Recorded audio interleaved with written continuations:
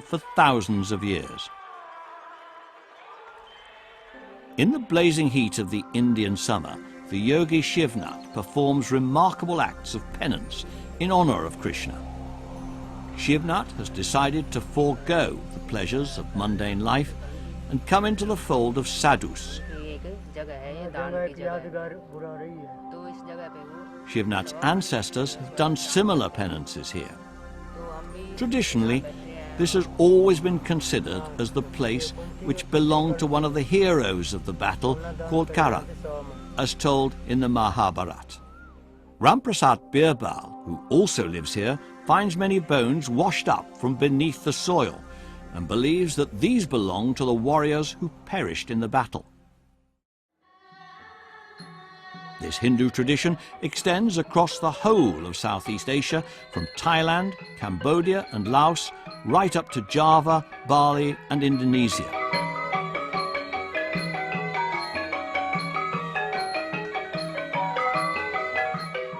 Celebration of this living tradition of worship to Krishna is found in the most unlikely places.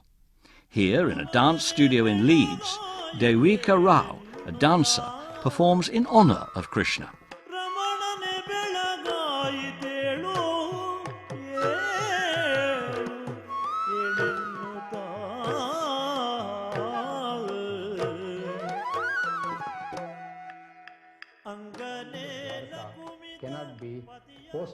S.R. Rao is India's foremost marine archaeologist.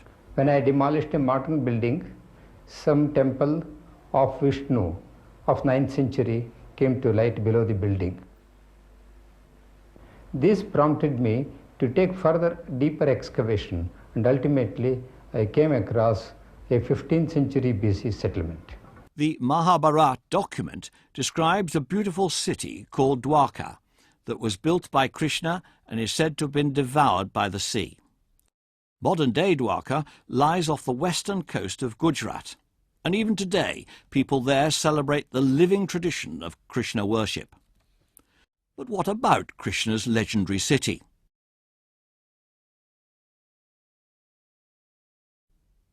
Recently, marine archaeologists from the National Institute of Oceanography discovered an entire city under the western coast of Gujarat near Beit Dwarka.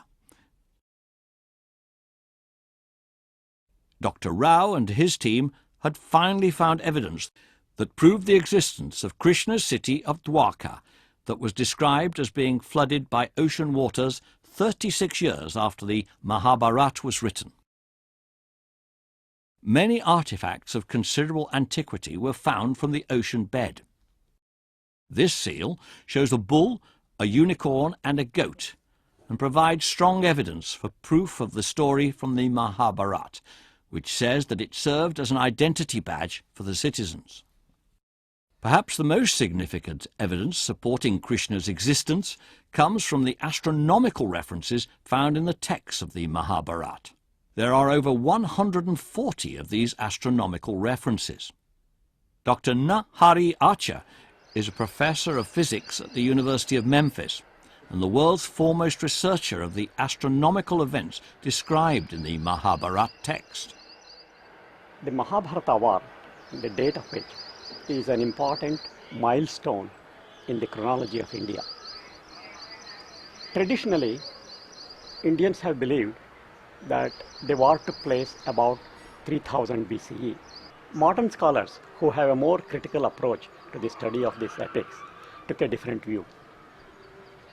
They did not believe the traditional view that the war took place so long ago, and they wanted to determine the date by using a variety of methods based on linguistics, methods based on archaeology, the genealogy lists in the Puranas, and methods based on astronomy. And they came up with a plethora of dates ranging from about 5000 BC all the way up to 500 AD. Professor Archer uses a specially developed computer software program that enables him to view the night sky as it would have appeared at any time in the past. He has painstakingly reproduced the exact night sky for every reference to it in the Mahabharata. Professor Archer again. Turns out the types of astronomical phenomena referred to in the epic consist of muhurtas, tithis, and then eclipses, comets, and conjunctions of planets with different stars, and so on. In the Bhishma Parva, Vyasa meets with Dhritarashtra on the eve of the war and recites to him the omens that he has seen. These omens predict the imminent war between the Pandavas and the Kauravas, and the terrible events which will befall both the Kuru family and the general population. The most significant of these omens is the appearance of two fiery comets. Grahau tamraruna shikhau prajwalita ubhau. People generally take the word graha to represent a planet, but Vyasa here specifically represents graha simply means that any object which can grasp a star, and it can be a planet, a comet, or an asteroid. Here he specifically says that it's a comet because grahau tamraruna shikhau prajwalitau ubhau. The two grahas with blazing coppery red hair. No planet has blazing coppery red hair, it's only the comets which have that. So Vyasa specifically refers to graha, in comets as graha. Then I felt that convinced that the verses in Bhishma Parva are really not incoherent, inconsistent, contradictory, but in fact they form a very consistent set. Professor Acha has identified further astronomical references in two of the books of the Mahabharata, namely the Udyoga and the Bhishma Parvas. Again, these were regarded as omens of imminent disaster. These were when Saturn was at Aldebaran and Mars performed a retrograde motion near Antares. Now the astronomical events which are common to both Udyoga Parva and Bhishma Parva are these. Saturn is at Aldebaran. Mars has performed a retrograde motion at Antares.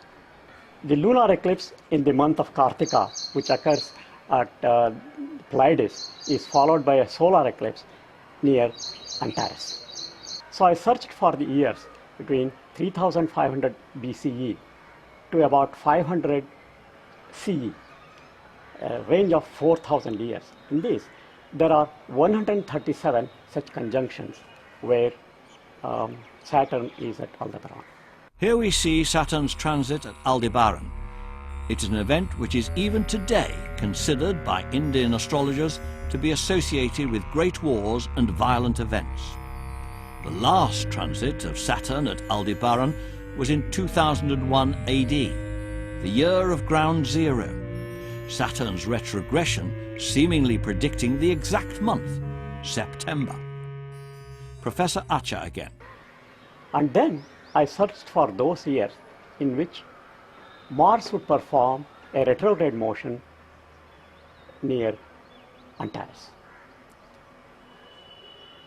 Now Mars does that when about its synodic period, it's about 680 days. So I searched for a period of 2.5 years on either side of each of these 137 dates. And it turns out that this reduces the set of dates from 137 to just 17. And then I looked for those years where there is a lunar eclipse in the month of Kartika, that is near Pleiades. And this reduces the set from 17 to just 2. These 2 years identified by Professor Acha were 2183 BC and 3067 BC. I thought I could use the solar eclipse to eliminate one of those, but it turns out on both of these days, the lunar eclipse is followed by a solar eclipse which occurs near Antares.